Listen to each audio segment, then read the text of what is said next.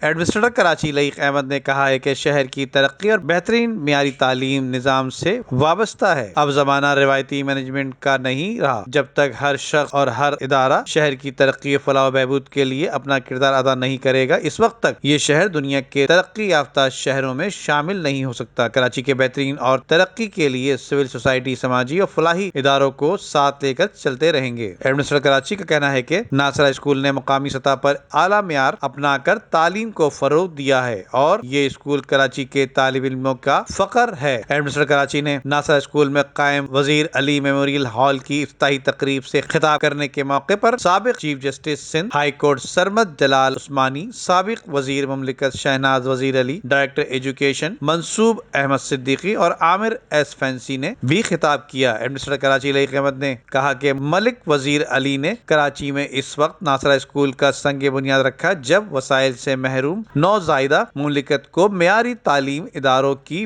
بے انتہا ضرورت تھی، جبکہ آج بھی ناصرہ اسکول کا تعلیمی معیار بہت بلند ہے۔ اس اسکول سے ملک کے کئی نامور شخصیات نے تعلیم حاصل کی۔ تقریب کے اختتام پر مہمان خصوصی ایڈمنسٹریٹر کراچی لائق احمد کو ناصرہ اسکول کی جانب سے یادگاری شیلڈ پیش کی گئی۔ ندیم صدیقی، میٹرو 7 پاکستان۔